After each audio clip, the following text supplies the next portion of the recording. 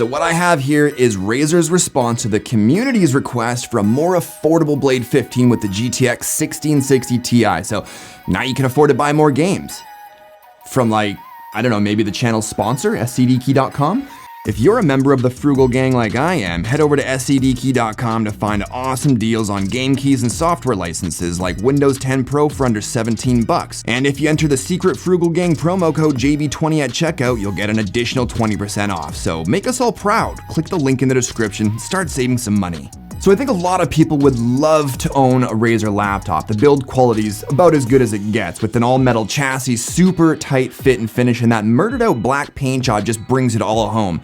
But one of the main reasons holding a lot of people back is they're pretty damn expensive. But that might change for some with the addition of the GTX 1660 Ti model. You're still getting a 9th gen Intel i7, plenty of RAM and great storage options, but with a lower cost GPU, making it a little more accessible to a lot more people. Now, just before we get into the meat and potatoes, let's go over some bits and bobs. For I/O, we've got 3 USB-A ports, a Thunderbolt 3 port, audio combo jack, network, mini display, and HDMI. The 144Hz displays a super smooth, easy one-hand opener with good max brightness and color gamuts that I wouldn't be afraid to get some creative work done with, not to mention looks great with content and especially gaming. The keyboard's decent and has good key spacing, but I found it a bit weird to type on because of the pretty shallow travel distance. And it is RGB backlit, but since it's not the advanced model, it's only single zone RGB instead of per key.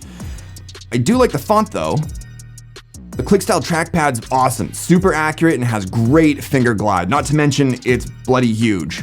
Love it. The up-firing speakers are located on the left and right of the deck, and yeah, they're okay. They don't really get as loud as I'd like, and while I'm never really looking for bass out of a laptop, yeah, I am looking for decent lows, which this guy doesn't have, but the mids and highs sound decent enough. So removing the bottom panel is probably the easiest I've ever experienced. No clips to break, just threaten some physical violence, remove 5 Torx screws, and you're in. And as you can see, everything's accessible, and Razer also went with quality parts like the RAM SODIMMs and NVMe SSD from Samsung, the Barracuda hard drives from Seagate, and the Intel 9560 wireless card, all of which is swappable. But that 65 watt-hour battery only gave me 2.5 hours in balanced mode at 70% brightness or 242 nits. All right, now for the good stuff. It's $20 a gram, and no, I'm just joking. When it comes to performance, something I noticed not a lot of people covering is the different performance modes, specifically creator mode and gaming mode. So I tested both.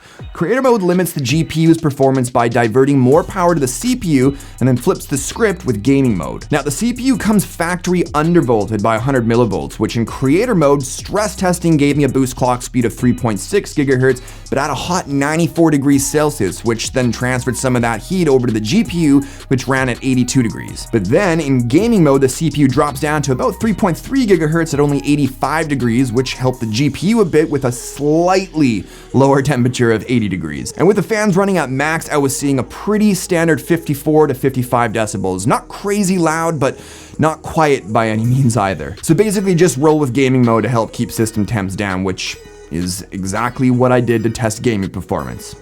It seemed to make sense. And it's about on par with the Lenovo Legion Y540 and Acer Helios 300, for example, with the exact same specs, where I was getting around 3.1 gigahertz at 84 degrees on the CPU with more demanding titles. I think it's a super sharp looking laptop with like the best of the best when it comes to build quality. There's a lot of great features like up-firing speakers, a great display, and good performance. But if it's still a bit outside of your budget, you could get the Helios 300 or Legion Y540 and get the same level of performance. So just some food for thought. I mean, I don't think anyone would fault you for going with the Blade 15. It's a really, really nice laptop. Anyways, I think that about does it for this one. Hopefully you enjoyed the video. If you did, show me some love with that like button, subscribe if you're new to my stuff, and don't forget to follow me on Instagram to see what I'm up to next. But thanks, as always, for watching, and I'll talk to you on the next one. Cheers.